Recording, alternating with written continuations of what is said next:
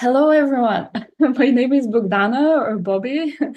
I'm a senior trustworthy AI fellow with Mozilla. And again, thank you everyone for being here. I think there is incredible expertise in this Zoom room, and I'm so thrilled and excited to be in conversation with all of you.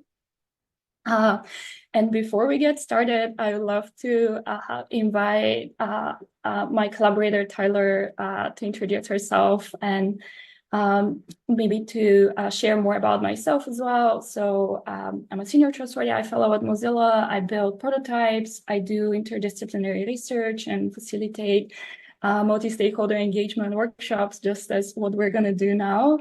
I see myself very much as a translator between research, policy, academia, industry, and I use a complex systems approach to understanding both the benefits and the risks of AI. And I work on helping companies build trustworthy AI products and services.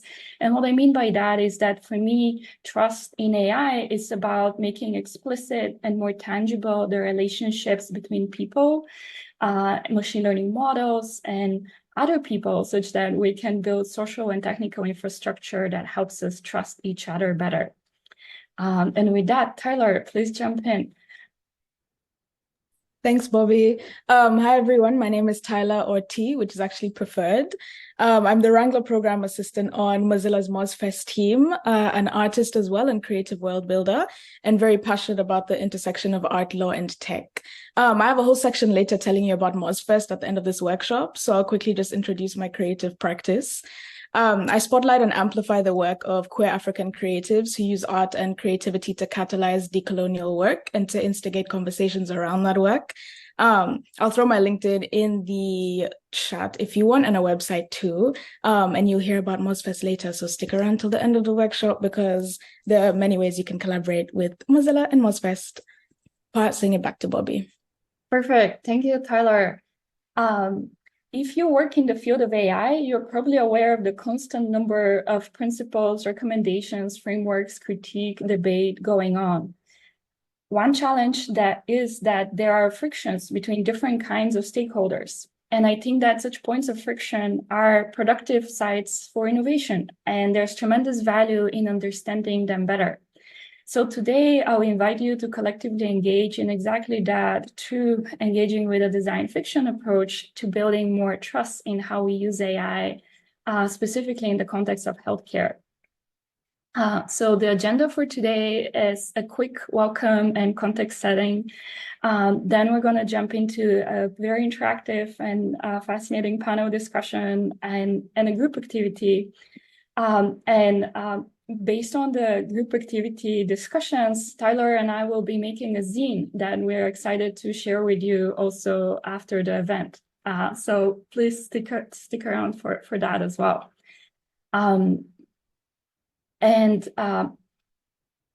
As part of why are we here and what are we going to do in the next hour or so, we wanted to explore constructive frictions in the design of the AI lifecycle as points of conscious decision-making that empower human agency, and also engage with speculative design and design fiction as a method to empower more people, and especially underrepresented and non-technical people, to participate in AI, and especially in evolving human-centered and value-centered generative AI evaluation methods and governance mechanisms.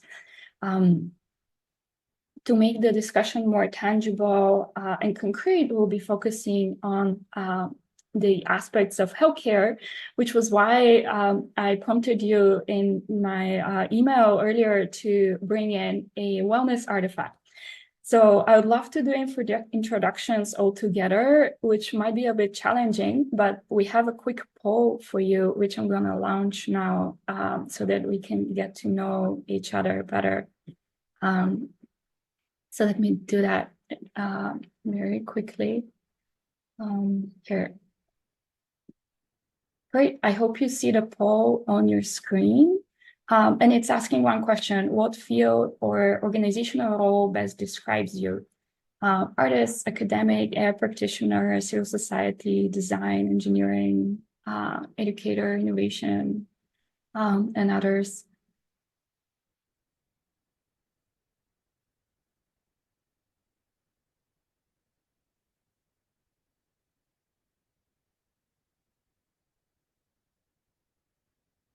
Yeah, only one choice, but please, I know it's limited.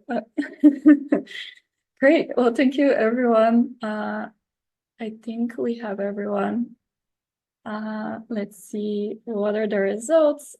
Fascinating. I think we're quite diverse group. I guess we have 29% of us in research roles, and large percent in design, academia, civil society. Amazing. So now we're gonna jump into breakouts so that you get the chance really to get to know each other better. And the prompt is to share about a wellness artifact and what does wellness mean to you in the next 4 or 5 minutes.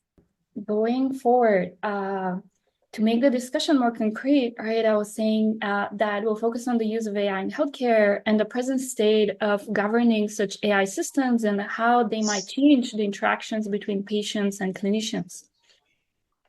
While industry research labs have proposed conversational medical diagnostic AI systems that aim to increase accessibility, consistency, and quality of care, little has been done to understand the potential risks and harms of such technologies, right, from a wider spectrum of perspectives from patients and clinicians. For example, recent research has identified that clinicians are concerned about potential risks, including privacy, workflow disruptions, self-censorships, and errors that could impact patients' eligibility for services.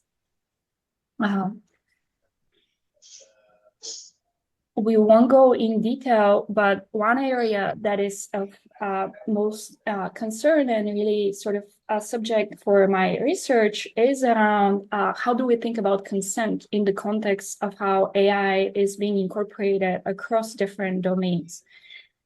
So power and information asymmetries between people and digital technology companies are often legitimized through contractual agreements that fail to provide meaningful consent.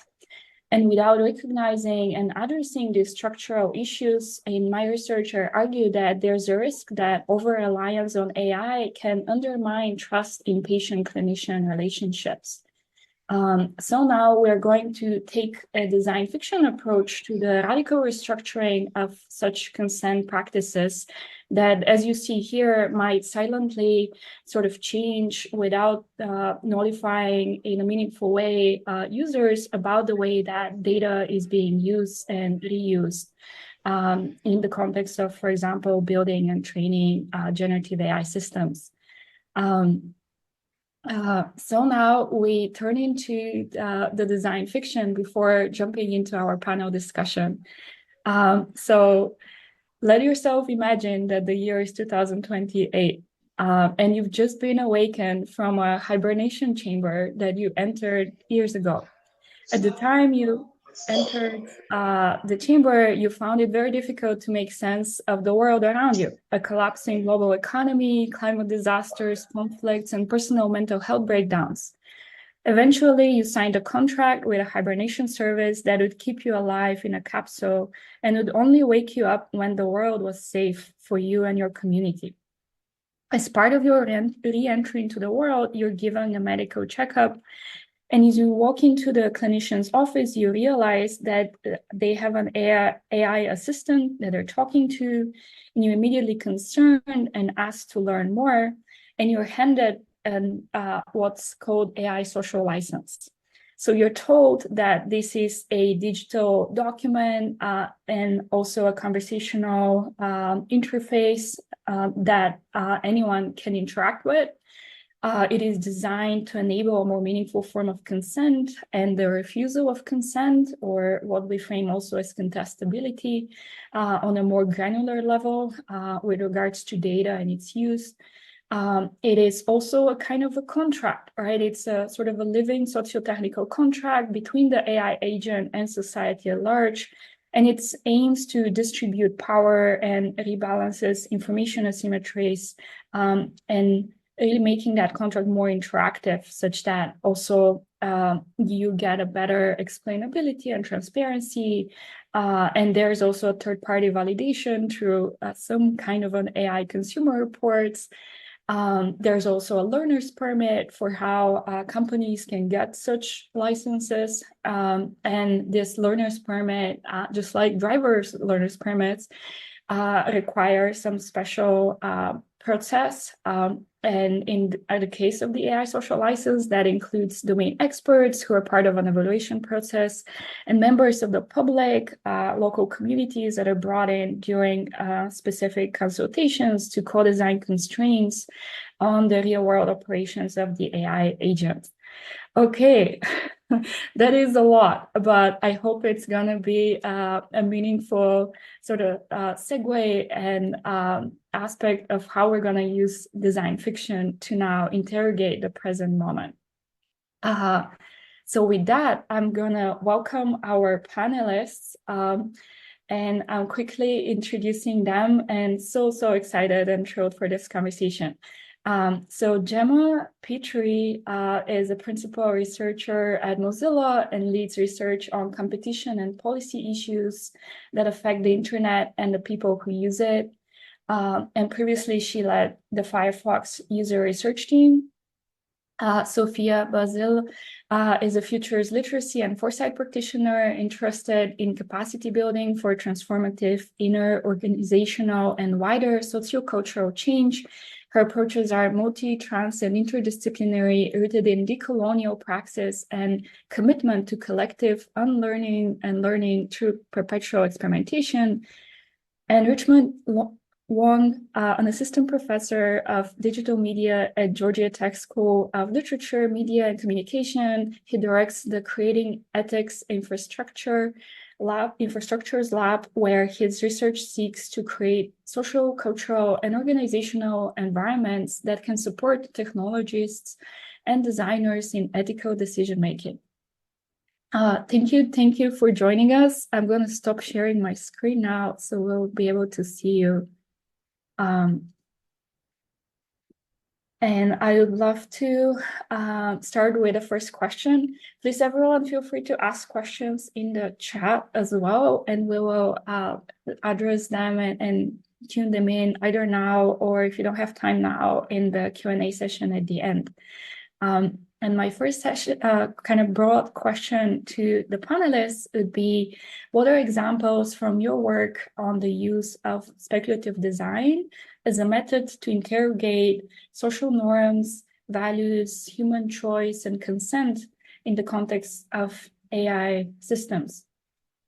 And with that, I'd love to invite you, Sophia, to start and kick us off. Hi, everyone. So as a futures literacy, foresight, and futures thinking practitioner, speculative design methods are often either done as a standalone activity, but more often done as part of a longer strategic foresight process.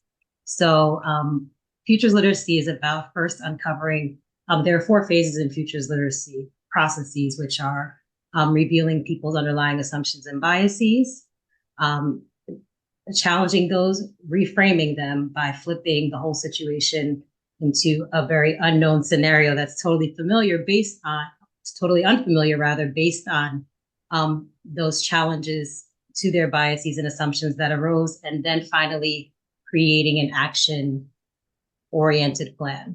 So one recent example would be, we were working on ESA Youth Futures in East and Southern Africa, and they were reimagining the futures of work and education.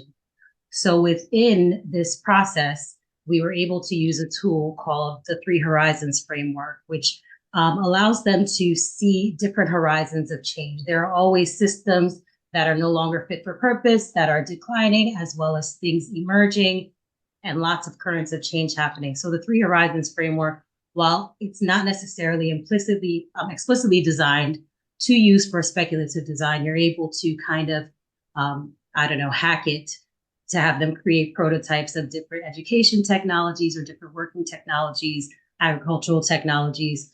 It depends on the country and the region. Also, there are quite popular tools and games such as The Thing from the Future by Stuart Candy, and all kinds of prototype trend card decks that people use for really quick ideation, or as I mentioned before, much longer drawn out processes. So speculative design, is something that can be done quite quickly, or it can be a longer, more drawn out, and very iterative process. Clearly, it depends on resources and what the objectives and aims are. So I hope that if you all haven't experimented as of yet, that you are able to feel like you're enabled to experiment after playing with us today. Yeah, thank you so much, Sophia. And I also wanted to recognize how much we have a quite interdisciplinary panel, and I love that we are bridging that with this topic. And Gemma, I'd love to invite you to share from your experience working to explore this in the context of design friction and browser choice screens, right, that can improve transparency and give people more meaningful form of agency, and working very closely with law, policy, competition. Great, thanks, Bobby. Yeah, I'm excited to be here. Thanks for having me. So I'm going to talk through a project that's actually a little bit outside of the AI space, but is really relevant to this concept of design friction, so hopefully of interest to people.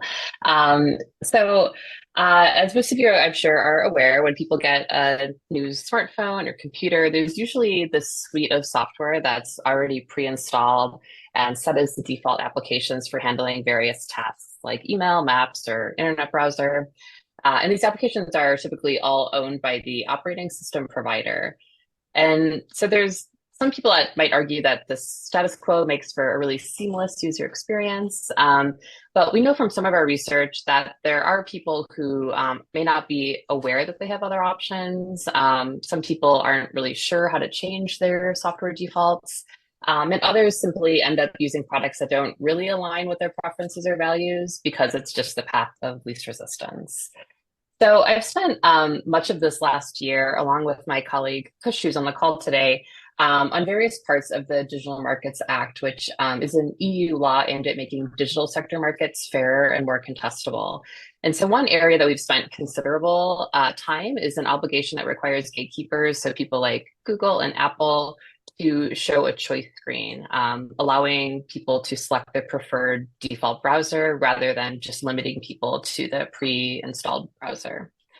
So the project that we ran was an experiment with 12,000 people in the EU to see how various design decisions and intentional frictions affected people's choices and then how they felt about those choices. So through this process, we learned that a well-designed browser choice screen can do a variety of things. It can increase agency and enable people to more easily select the default browser that they plan to stick with. It can increase browser contestability by connecting more people to non-gatekeeper browsers.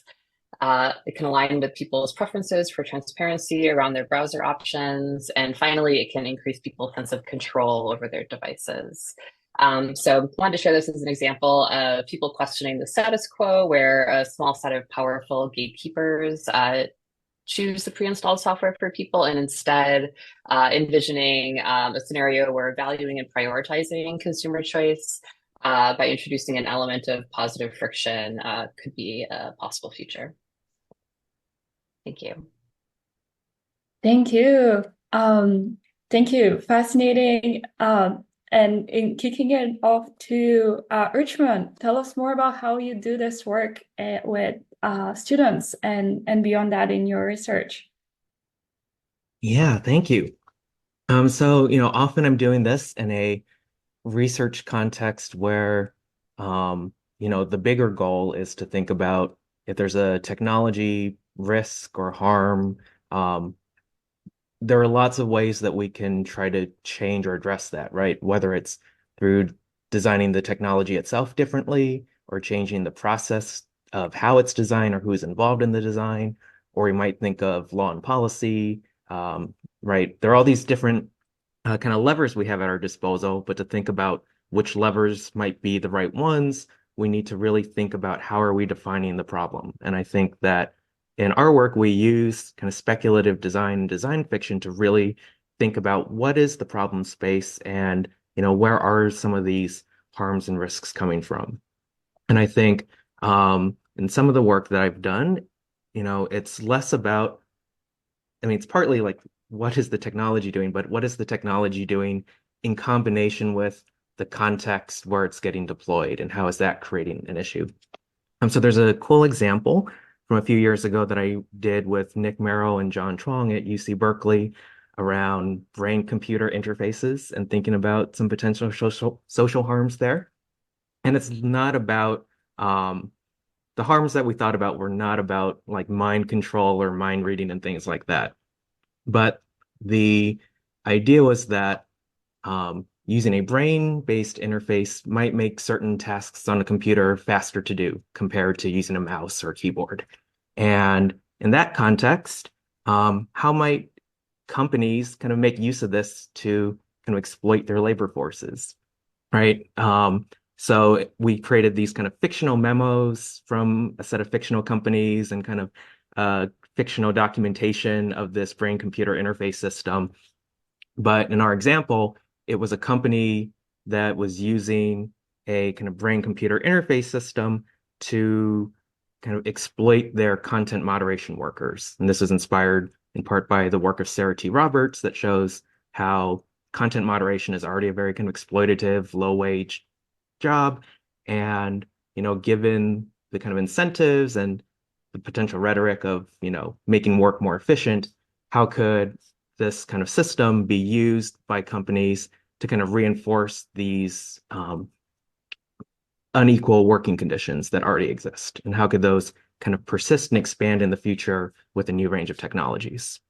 And kind of reflecting on this now, I think it's really relevant to AI in the sense that a lot of the things that we think about in AI and addressing ethical issues often focus on how do we make the system less biased or more accurate, right? And in this kind of fictional brain-computer interface system, even if it is a very unbiased and accurate system, right, it lets people complete their tasks in a very accurate way.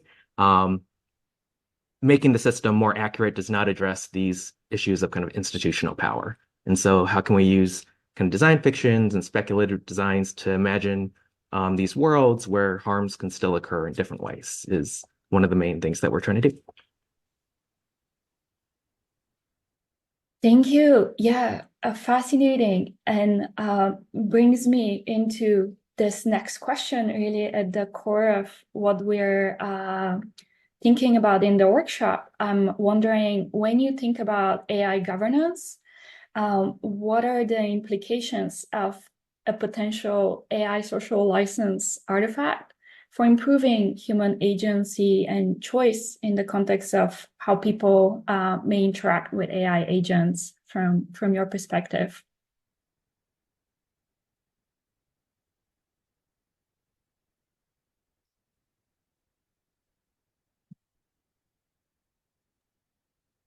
I'm happy to share a few thoughts first.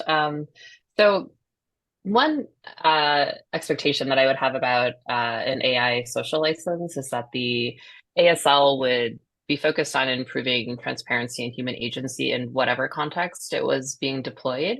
And it would do that by trying to really clearly communicate any important information relevant to that context and any decisions a human was being asked to make in a way that that individual could truly understand. I think this relates to some of your comments at the beginning, Bobby. But we know that power and information asymmetries between people and technology companies often really fail to result in any form of meaningful consent. So it'd be my hope that an ASL could focus on recognizing, making explicit and minimizing any of these asymmetries to support this improved transparency and human agency.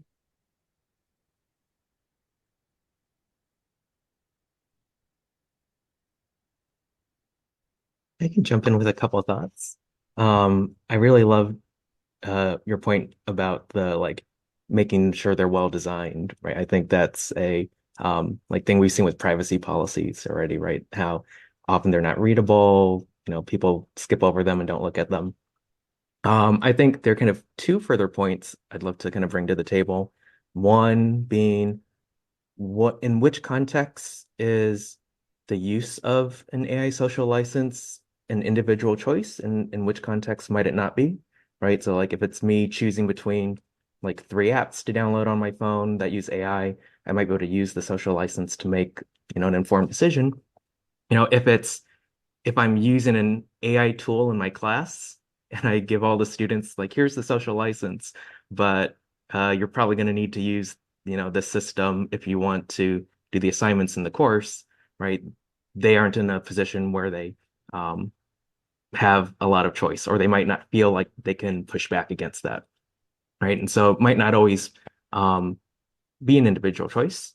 And then there's this other question of kind of who sets the standards of what's included, right? Is it a kind of is it a legal body? Is it we have other models for like web standards, which kind of exist outside of governments. And all those kind of have different implications for kind of whose voices get included in deciding what these standards are. Yeah, exactly. And I think this is really where, for me, the use of the social license as a fiction approach, right, could help us reframe and restructure that. Sophia, anything else you want to add? Yeah, I really resonate with much of what she said, and what's top of mind for me is just the immense digital divide. And we'll be talking about the word community soon, and it just always comes up. And I'm here in Thailand. I've lived in Asia and in this hemisphere for a decade. So this, in a way, is my community, and there are it's a really different context from where my family is from in Haiti. And it's a really different context from where I was born and raised in New York. So just starting to imagine what people in this room, the assumptions we're carrying around the starting place for everyone, and how what those implications are for, like Richmond said, who actually holds the power and makes the decisions and imposes these social licenses on people, where otherwise it would be more self-directed and a form of human agency and empowerment. So it's been interesting to especially work in the African context, where there's so many demographic shifts happening and really different conversations about artificial intelligence. And it's been very encouraging to see Mozilla actually picking up on that energy there. So hopefully with sharing those perspectives, we might be able to come up with some novel ideas. Thank you so much. I saw one question in the chat that I think we would love to discuss. And please feel free to add more questions. So are there collaborative or community-based ways to help people help each other to make sense of consent and to make choices that are good for them and for their community?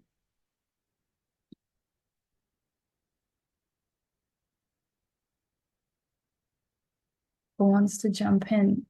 And I know consent means very different things to different people, and we're going to jump into that as part of the discussion as well. But I'm curious if people from the panel had any thoughts from the perspective of your work.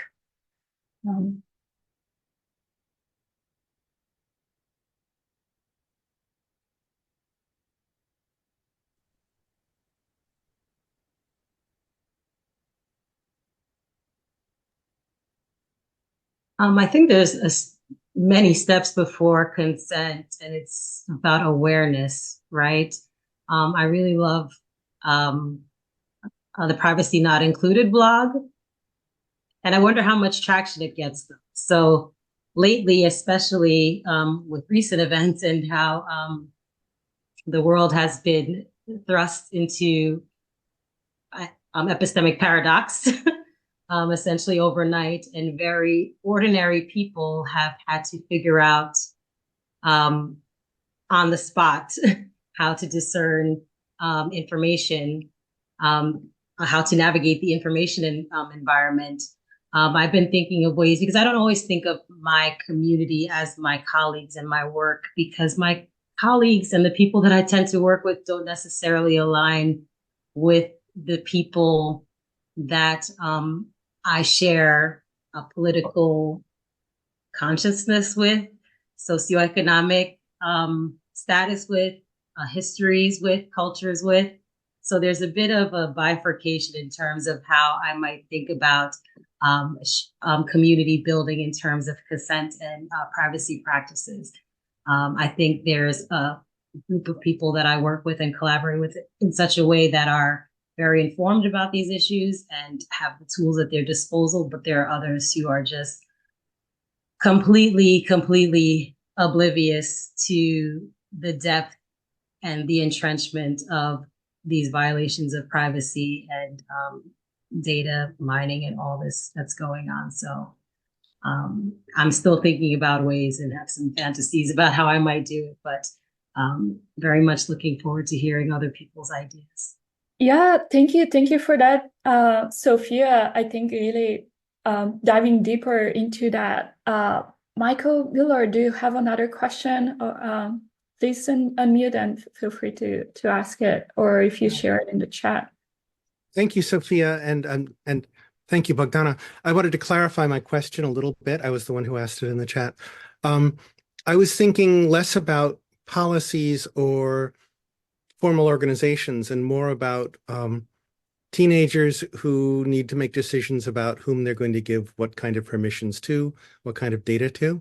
I'm also thinking this is a North American perspective, but in some of the Native American nations, tribes, and bands, the decisions about privacy are not made by individuals. They're made by the collective, by the community. You don't do that unless you've checked with the Grandmothers Council, for example. That's not everybody. That's not even maybe most of the over 500 groups, but it's kind of a shift of who makes those decisions or who helps the young'uns to make those decisions. I say this clearly as an old person, but so it was sort of a very informally based privacy, a collaborative privacy story that I was asking about.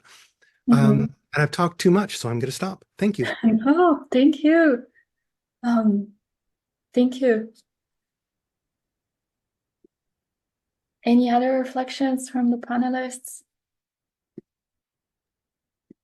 I don't know that I have a clear example, but I do think that these kind of speculative methods and design fictions are a great way to think about what those kind of other forms of decision making or responsibility could look like, right? I love that in a lot of the examples I've seen, it's not just the technology that's different, right? It's not just imagining, oh, here's some new gadget, right? But it's really imagining what are both the new technologies and the new types of social relationships that could happen surrounding them. And I think, we could push ourselves to think, again, coming from a US context where usually we think about things in terms of individual decision making. These methods can be a great way of kind of breaking us out of those kinds of assumptions. And thank you, Richmond. Also, I guess that's a perfect segue into our group activity. So I'm so thrilled to explore this together now and walking you through a quick scenario. And I hope you see my screen again, and I'm gonna share with you also this PowerPoint, Google Slides that we're gonna use for the group activity. So during the group activity, I just shared it in the chat. You can use this slide deck to facilitate the discussion. And the first section of our scenario is what we saw already. So the year is 2028. You've just been awakened from a hibernation chamber that you entered 4 years ago. As part of your entry into the world, you're given a medical checkup and you're handed an AI social license from your clinicians. And The first question for discussion is, what does the social license include? How does it ask for and register consent? And what does consent mean? Hi, welcome back, everyone. Fascinating. So next stage in the scenario. So a few months later, you receive a letter from your medical insurance provider about your monthly fee going higher. You're frustrated and concerned that you've shared what you've shared to the clinician's chatbot might have impacted that. You log into the clinician's AI platform and ask it to provide its social license. You start interacting with the social license and do your own investigation. And question now, right, at this stage of the scenario, what did you ask the social license? What answers do you imagine the social license providing? So we invite you to go back into the breakouts and continue with that part of the scenario. Hi, welcome back, everyone. So we're in the final stage of our scenario. I think we have everyone back from the breakout discussions. So exciting to be at this stage of the scenario, because what happens next is that you see that the social license has a demerit point system based on a taxonomy of risks and harms of AI. In case that the AI makes an error or mistake, the consequence is free care for people who got harmed or might have been harmed by the same mistake, either in the past or in the future. This is what the setup is with the social license. So the question is, how does that impact meaningful consent and trust? Is there something that better supports your ability to trust the social license in terms of policy, infrastructure, or invention? So again, yeah, we have a demerit point system based on a taxonomy of risks and harms. And in case of a mistake, there's free care for people who got harmed or might have been harmed by the same mistake in the past or in the future. And with that, we jump back into the breakouts for the final part of this scenario. And I'm really looking forward to coming back into the main room and the discussion afterwards. What else? What came up in the discussions? What did you learn? What surprised you? I will mention that this is Leah. I know my name says Sophia, but my name's Leah. And one thing that my group was really good about was helping us remember, wait a minute, we have been asleep for 4 years. Are we going to be savvy at stuff? Let's make ourselves less savvy. And maybe this thing needs to be more accessible, or like thinking about like different abilities and skills. Another time people were like, wait a minute, we're kind of assuming we're like in charge of, we're very sophisticated and rational, but we're upset right now. Let's think about if we like maybe we're more, we don't want to do all this reading, or we need this thing to like kind of help us versus us having to do all this work, things like that. So I just really appreciated the groups helping us be in our bodies or be in the scenario, which was really nice for helping us think of different solutions. Yeah, we discussed a bunch of interesting things too. We talked about how perception of history, medical history versus actual medical history can be two different things. How, access to healthcare is different right now, and how this can actually be a very like a new form of social discriminant based on your perception of reality. We actually jumped around from a lot of conversations. We talked about getting rid of jargon. We talked about elimination of a physical reality. It was really interesting.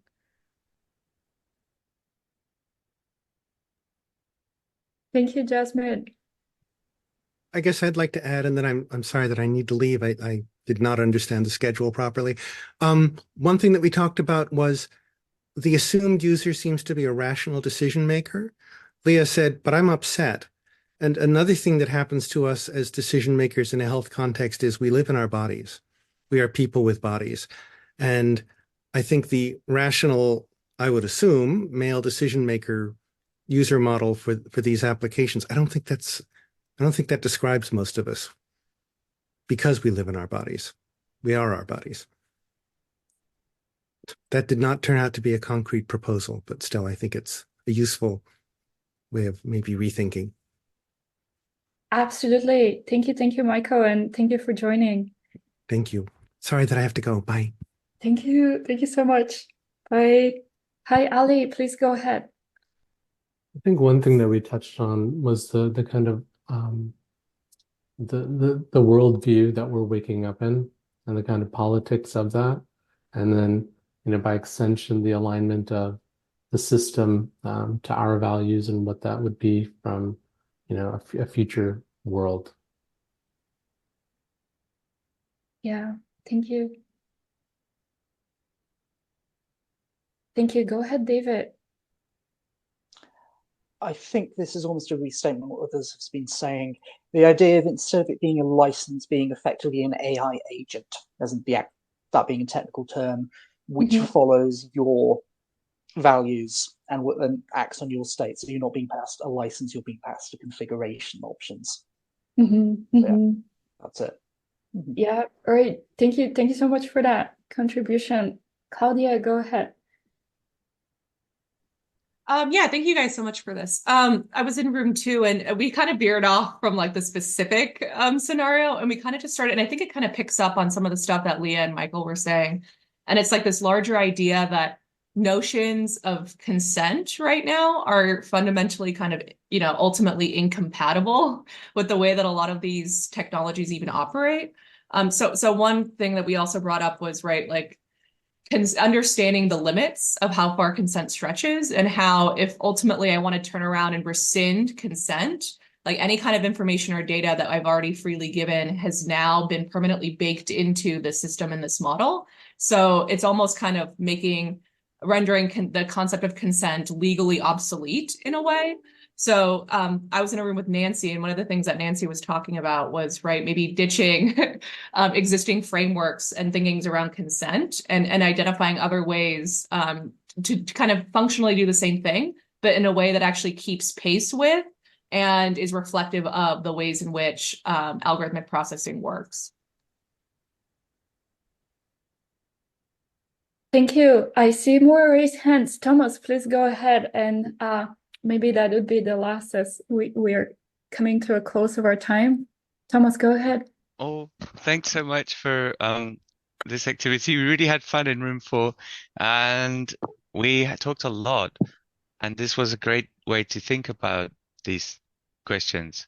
At the end, I guess to get to a simple discussion, we talked about a public health scandal we have in the UK right now, where the British government accidentally infected blood and gave a whole generation of people diseases, hepatitis C. And then they wanted to, they are pursuing that in terms of 20 years or so, I think, to get redress. And so we did then discuss whether this idea of free health and the intertemporality of future or past harms would be relevant, and whether that would ever be anything that could ethically be considered, and whether it really was just a shortcut to really actually considering the things in the present that needed to be properly addressed, rather than trying to sideline them into something that was very risky. And then we called it the year 7 primary school Band-Aid that was not really solving the problem, but making us feel better. And I think we talked a bit about whether this was an appropriate use of AI. In fact, we should maybe consider where it could be very high risk and where there could be a better way maybe of using AI. We talked a little bit about how in the UK we have posters in the doctors' sort of in clinics that help people to frame the questions to a doctor in a more informed way, using medical terminology and using the time effectively. And that might be something more helpful than something that puts people's lives on the lines. But anyway, thank you so much for the activity. Really enjoyed it. Thank you so much, Thomas. And with that, I just want to share a huge thank you to everyone here for being together and in discussion on this, and incredible thank yous to our panelists and Mozilla also for helping organize this and helping to bring us all together on this topic. And I'd love to pass it to Tyler to share a bit about MozFest. Hi, thanks, Bobby. I will attempt to keep this short, but bear with me if we go like 2 minutes over time.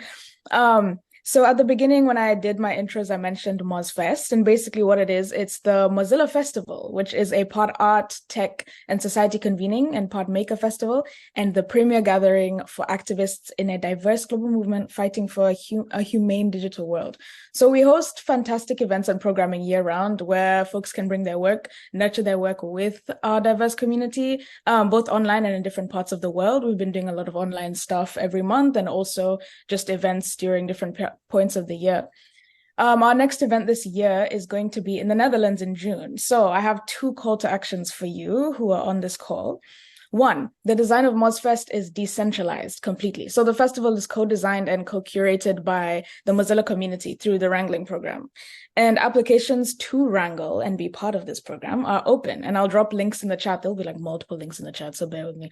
I'll drop these links for, if you want to apply to be a wrangler, if you want to learn more about wrangling. We're looking for people based in Europe. I think I saw someone from the Netherlands on this call, so if you're still here, watch out, go look, become a wrangler.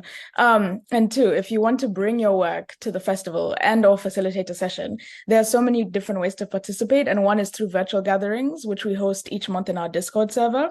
So I'll also drop a link to where you can get more information about virtual gatherings and my email if you're interested in facilitating a virtual gathering, which is literally just coming on, talking about your work, connecting with people, doing exactly what we did here and facilitating your own session. Otherwise, that is my spiel. Sorry for the really long information dump and just talking at such a fast speed. But please stay in touch on our Discord server and with me if you want to learn more about MozFest and with our newsletter. And I'll let you know when our call for proposals is open for MozFest House in June, so you can bring your work to the festival. I'm going to pass it on to Bobby and then scramble to get all these links to you in the chat. Amazing. Thank you, T. I think we are going to be on time because, all that I'm going to share is that the very last link that I shared was a Google form for us to stay connected on these topics around speculative friction and really bringing in the use of design fiction and constructive frictions in the context of how we think about AI, governance, transparency, trust, and a lot of these questions that we are wrestling with. And I'd love to invite you to connect through that forum or through LinkedIn or email or elsewhere. And I'd love to keep this conversation going and explore other kinds of design fiction artifacts, right? And they're used to interrogate the present moment of AI and decision making. And together with T, we plan to publish a blog post with more about the outputs from the collective wisdom, creativity during our time together today. But we'd also invite you to share about other artifacts, right, that you're thinking about or you're already working on in the context of interrogating questions around AI. And we'd love to learn more and explore ways to collaborate and explore these questions together. Thank you so much, everyone, for joining today. And thank you again to our panelists. That was really fascinating, and I can't wait to jump into more discussion with you and everyone here again sometime soon. Thank you, everyone. Hope you have a great rest of your day. Thank you. Bye. Thank you. Bye all. Enjoyed it.